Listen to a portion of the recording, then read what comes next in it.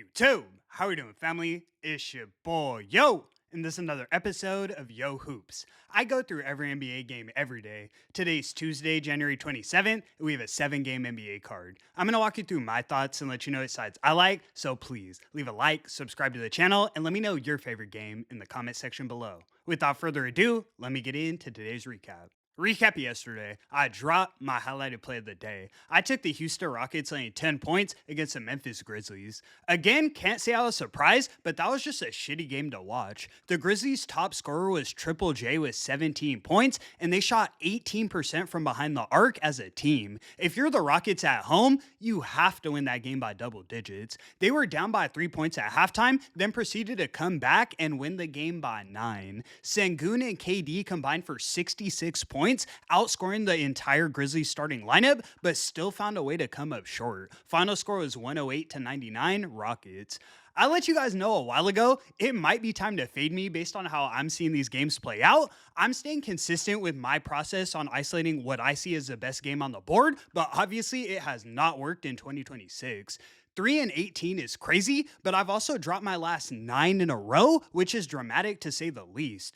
I'm going to continue my same process into the All-Star break, but after that, my format is changing to how I run my MLB segment, The Ballpark Show. No highlighted play, it's done, and the video will consist of 3 to 4 of my favorite games on the board. For now, everything stays the same though. I've even got a highlighted play for today. Without further ado, let me get into today's games. In our first matchup, we have the Portland Trailblazers in Washington taking on the Washington Wizards. Blazers are minus 260 on the money line, and the total is 231.5. The Blazers come into this one on the second leg of a back-to-back, flying from Boston to Washington, D.C. They lost a close bout to the Celtics last night, so a few of their key guys played over 30 minutes. The Wizards are also the healthier team coming in, and they've been competing recently, covering in 3 of their last 4 games. All of those were less than 7-point losses, and they were against tougher competition in the Hornets, Clippers, and Nuggets. I'm taking the Wizards plus the 7 points as my first selection of the evening. In our next matchup, we have the Sacramento Kings in New York taking on the New York Knicks. Knicks are minus 800 on the money line, and the total is 229.5. The last time we saw these two teams play was on January 14th, and that game was a big deal for me personally. I had the Knicks laying 11 points as my highlighted play. Jalen Brunson got injured in the first quarter, and the Kings blew them out 112-101. It was actually worse than the final score looks, too. That was really the start of the losing streak I've been on, so now seeing this matchup again definitely spooks me. I'm not even in love with laying points. I try to find ways to bet with dogs more often than not, but there's no way around the bounce back spot for the Knicks. They've literally cleared their injury report. With the current talent on the floor in New York, they should blow the doors off the Kings. I can't even lie, I was scared to do it, but I'm taking the Knicks laying the 13.5 as my highlighted selection of the evening. In our next matchup, we have the Milwaukee Bucks in Philadelphia taking on the Philadelphia 76ers. Sixers are minus 435 on the money line, and the total is 219.5. The Sixers come into this one on the second leg of a back-to-back, flying from Charlotte back home to Philly. They were able to conserve minutes last night, but only because they got aired out by the Hornets. Obviously, Giannis is out tonight, but I still don't see Philly as 10-point favorites. Embiid and Paul George are both listed as questionable, so either guy very well may sit, and when I look back at their recent games, the Sixers really never win by margin. They've won 1 of their last 10 by double digits. I watch a decent amount of Philly basketball, and games typically do come down to the final buzzer, even in wins.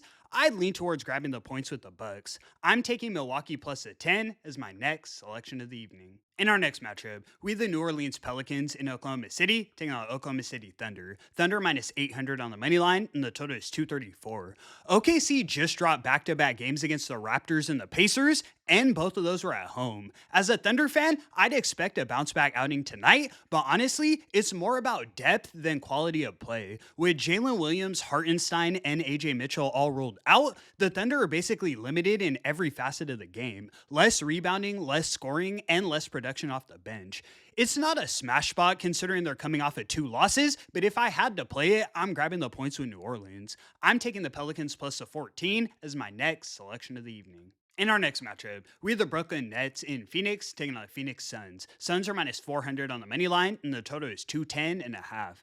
I can't really say I have an edge either way, but what I do know is Devin Booker is ruled out, and everyone's betting on the Suns. I know they're the best team in the league against the spread, but like I mentioned before, I can't see them ending the season covering at an 80% clip. Michael Porter Jr. is available for Brooklyn. That's all I really need to know to grab the points. I'll lean to the Nets plus a 9 as my next selection of the evening.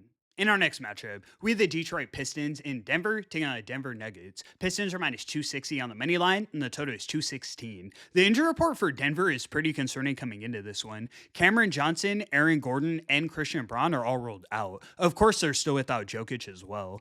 I would obviously give the edge to Detroit in terms of talent, but considering we're in the Mile High City, I don't know if I want to lay 7 points. Rather than taking a side, I'm looking at a prop. I'm taking Cade Cunningham to go over 9.5 assists. He's averaging 9.7 on the season, and we've seen him elevating as one of the best true point guards in the league. Especially against a banged up Nuggets team, he'll be more focused on diming than scoring. Lock it in. In our next matchup, we have the LA Clippers in Utah taking on Utah Jazz. Clippers are minus 330 on the money line, and the total is 234.5.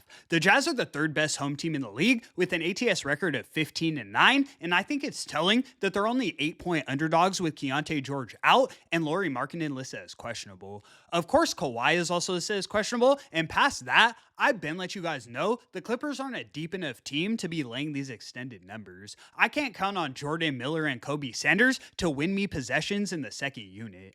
I'm taking the Jazz plus the 8.5 as my last and final selection. And that's going to conclude today's video. Thank you so much for tuning in, guys. Like I mentioned, a few changes come into my format after the All-Star break. I believe it starts February 13th, but until then, I'll try and finish the month on a high note. I appreciate the support so much. I do this every day for free, so please leave a like and subscribe to the channel. It's your boy, Yo! And until the next one, I'ma catch y'all. Peace.